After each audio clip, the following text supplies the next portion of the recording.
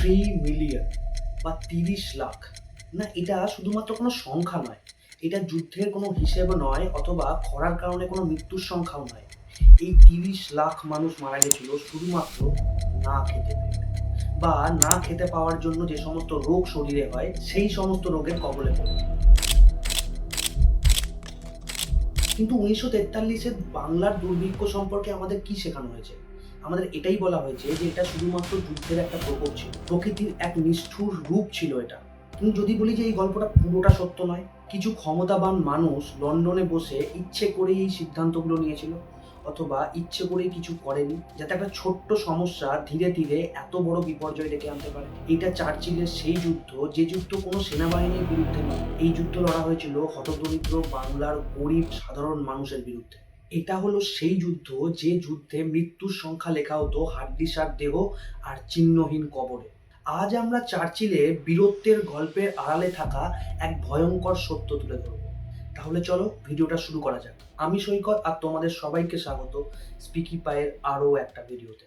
Winston Churchill, এই নামটা শুনলেই কানে বাজে ব্রিটেনের সেই বিখ্যাত লড়াই, বা জার্মানির বিরুদ্ধে দেওয়া সেই বিখ্যাত বক্তৃতা। পাশ্চাত্যের অনেকের মতেই তিনি একজন বীর নেতা, একজন সাহসী লিডার। কিন্তু এই সাহসী বা বীর লিডারের একটা অন্ধকার দিক রয়েছে, রয়েছে তার জীবনের এক ভয়ঙ্কর অধ্যায়। বিশেষ করে যদি আমরা দেখি 1943-এর বাংলাকে। দেখুন, 1943-এর বাংলা শুধুমাত্র কোনো দুঃখজনক ঘটনা ছিল না, এটি ছিল সুপরিকল্পিতভাবে নিয়োজিত 20 শতাব্দীর মানুষের তৈরি সব থেকে বড় বিপর্যয়গুলির মধ্যে একটা। 3 মিলিয়ন মানুষ, 30 লাখ মানুষ মারা গিয়েছিল শুধুমাত্র খাবার না খেতে পেয়ে, ম্যালেরিয়াতে এবং অপুষ্টিজনিত রোগে, যে রোগগুলো সেই শরীরগুলো আর সামলাতে পারেনি। পরিবারের পর পরিবার ছিন্ন ভিন্ন হয়ে যায়।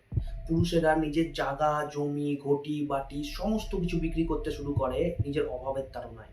নারী শিশুরা রাস্তায় রাস্তায় ঘুরে বেড়াতো শুধুমাত্র একটু খাবারের জন্য, কিন্তু সেই খাবার ছিলই না।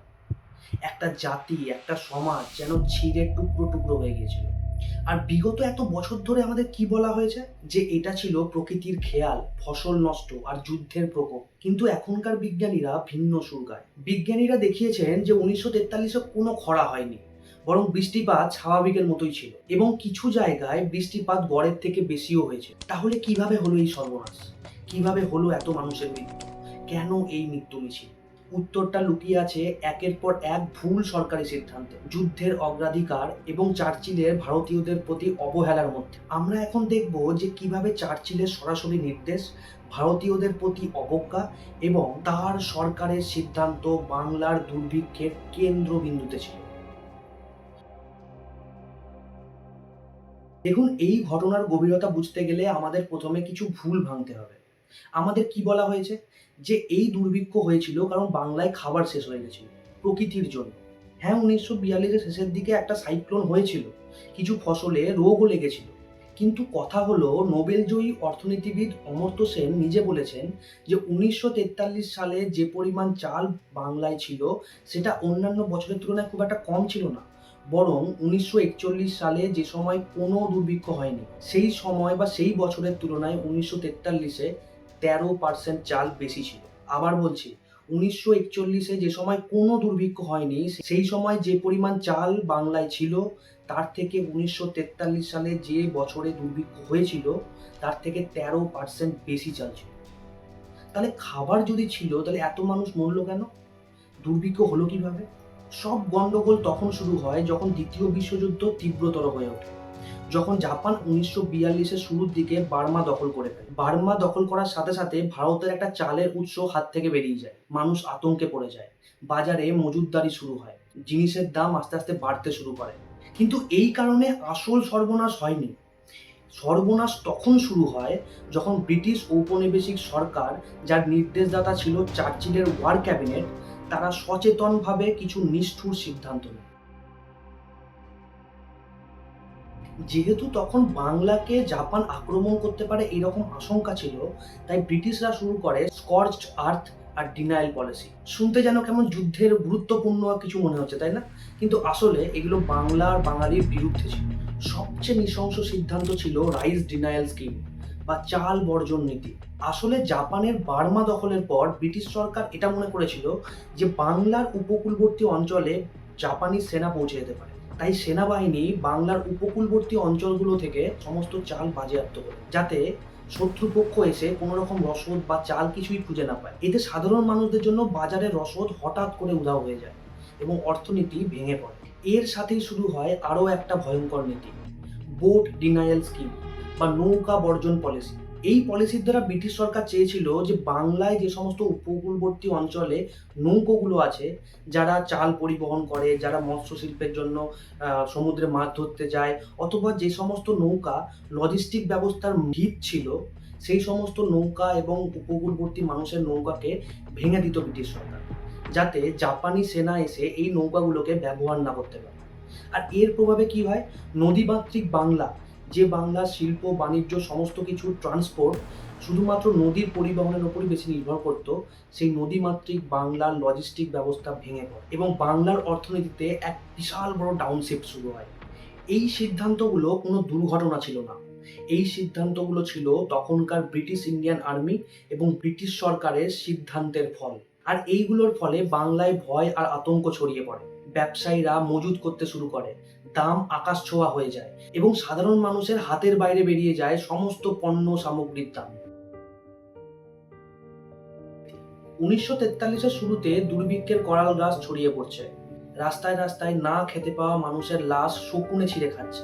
তখন ভারতের ঔপনিবেশিক সরকার বারবার লন্ডনের সাহায্য চেয়েছিল ঠিকই, ভাইসরয় লর্ড লিনলিথগো এবং তার উত্তরসূরি লর্ড ওয়েভেল এবং সেই সময় ভারতের সচিব লিওপোল্ড অ্যামেরি সকলেই চার্চিল ও তার ওয়ার ক্যাবিনেটকে সচেতন করেছিলেন এবং বারবার চাল অথবা অন্যান্য খাবার সামগ্রী আমদানির জন্য রিকোয়েস্ট করেছিলেন। কিন্তু চার্চিলের প্রতিক্রিয়া প্রত্যাখ্যান, অজুহাত আর অবহেলা।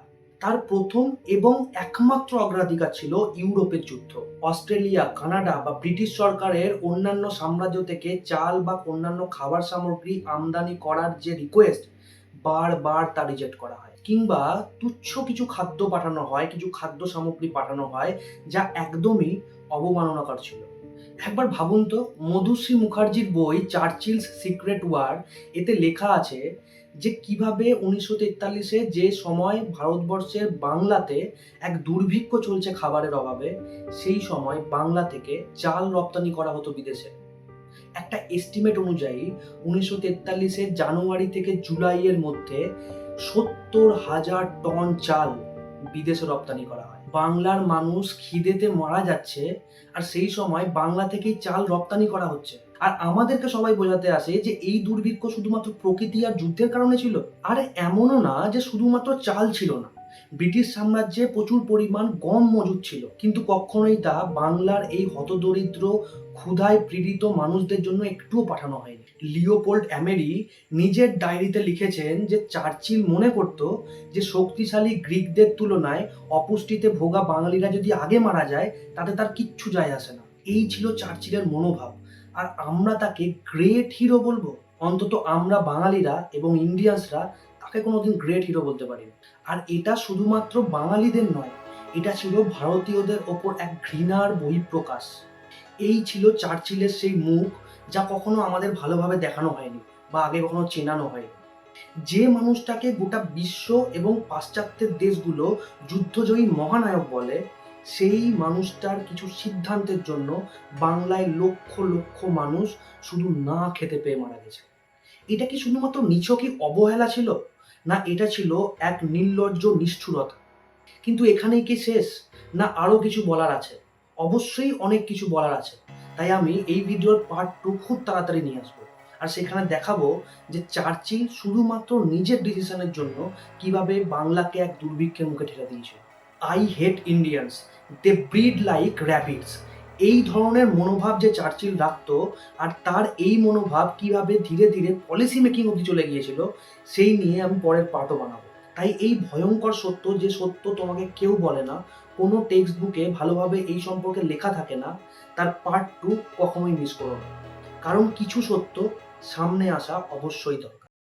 যদি তুমি এই ভিডিওটা এত দূর অবধি দেখেছো তাহলে অবশ্যই ভিডিওটাতে একটা লাইক করো, আমার চ্যানেলটা সাবস্ক্রাইব করো, এবং তোমার যদি মনে হয় যে এই কাহিনী বা এই গল্প তোমার অন্য প্রিয় মানুষদের সাথে শেয়ার করার দরকার আছে, তাহলে অবশ্যই ভিডিওটা শেয়ার করো।